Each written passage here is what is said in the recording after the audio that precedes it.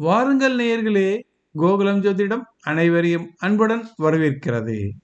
நாம் இன்றைய பதிவில் பார்க்க இருப்பது இந்திய சுதந்திர போராட்ட வீரர் விநாயக் தாமோதர் சவர்கார். இவரை பற்றித்தான் அவருடைய ஜாதகத்தினை வைத்து ஆராய்ந்து அலசப் போகிறோம்.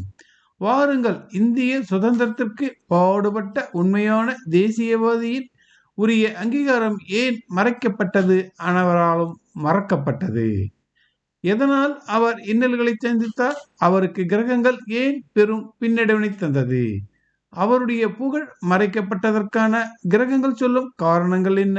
வாருங்கள், அவருடைய ஜாதகத்தினை பார்வையிடுவோம். அவர் பிறந்தது தனுசு லக்னம், கும்பத்தில் சந்திரன், மேஷத்தில் சுக்கிரன், செவ்வாய், கேது, ரிஷபத்தில் சூரியன், சனி, மிதுனத்தில் குரு, புதன், துலாத்தில் ராகு. இவருடைய பிறந்த லக்னமான தனுசு லக்னத்திற்கு செவ்வாய் மேஷத்தில் ஆட்சி பலம் பெற்று பஞ்சமகா புருஷ யோகத்தில் ருஜக யோகத்தினை தருகிறார். இவருடைய பிறந்த லக்னமான தனுசு லக்னத்திற்கு புதன் மிதுனத்தில் ஆட்சி பலம் பெற்று பஞ்சமகா புருஷ யோகத்தில் பத்திர யோகத்தினை தருகிறார்.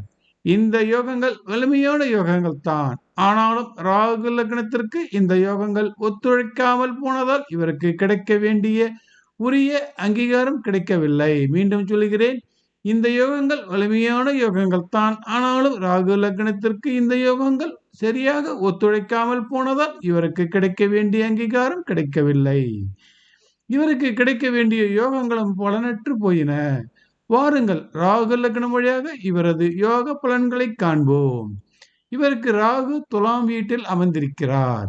எனவே இவருக்கு ராகு அமர்ந்த துலாம் லக்னத்திற்கு 9ஆம் இடத்தில் புதன் மிதுனத்தில் ஆட்சி பலம் பெற்று பஞ்சமகா புருஷ யோகத்தில் பத்திர யோகத்தினை தருகிறார். இவருக்கு ராகு அமர்ந்த துலா லக்னத்திற்கு 7ஆம் இடத்தில் செவ்வாய் மேஷத்தில் ஆட்சி பலம் பெற்று பஞ்சமகா புருஷ யோகத்தில் ருச்சக யோகத்தினை தருகிறார். இவருக்கு பிறந்த லக்னத்தின் வழியாகவும் ருச்சக யோகம் பத்திர யோகம் கிடைத்திருக்கிறது. இவருக்கு ராகு லக்னத்தின் வழியாகவும் ருச்சக யோகம் பத்திர யோகம் கிடைத்திருக்கிறது. ஆனால் யோகங்களின் முகங்கள் மட்டும் மாறுபடுகின்றன.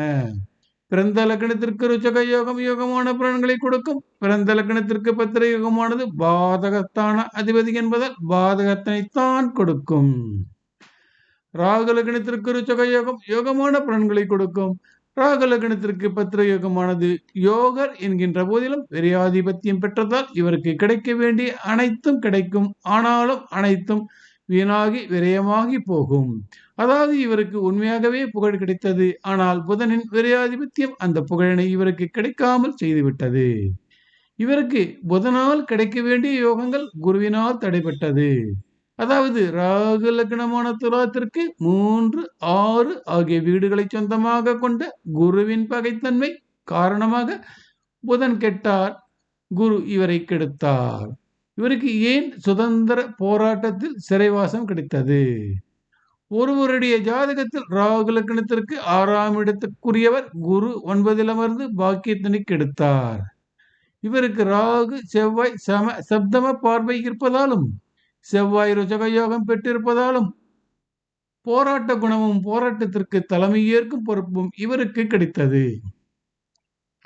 ஆனாலும் இவரால் போராட்டத்தில் வெற்றியினை பெற முடியவில்லை. அதற்கு காரணம் ராகு லக்னத்தின் 6ஆம் இடத்தோன் பத்திர யோக புதனை கெடுத்தது. குரு புதன் இணைவானது இவருக்கு ஒரு நல்ல விஷயத்திற்காக சிறைவாசத்தினை கொடுத்தது. புதன் பத்திர யோகம் பெற்றதாலும் 12ஆம் வீடு என்னும் சயன இடத்தினின் அதிபதியாகவும் வருவதாலும் இவருடைய வாழ்நாளில் பெரும்பகுதி சிறையிலேயே வாழ நேரிட்டது. இவர் மென்மையான சுதந்திர போராட்ட வீரராக இல்லை. காரணம் இவருடைய செவ்வாய் ருச்சக யோகத்தில் இருப்பதால் தீவிரமான சுதந்திர போராட்ட வீரராக இருக்க நேரிட்டது. இவருக்கு செவ்வாய் ராகுவின் பார்வை பெற்றதால் அதிதீவிரமான சுதந்திர போராட்ட வீரராக இவர் மாற நேர்ந்தது. ஆனாலும் இவருக்கு கிடைக்க வேண்டிய புகழ் குருவினாலேயே மறைக்கப்பட்டது.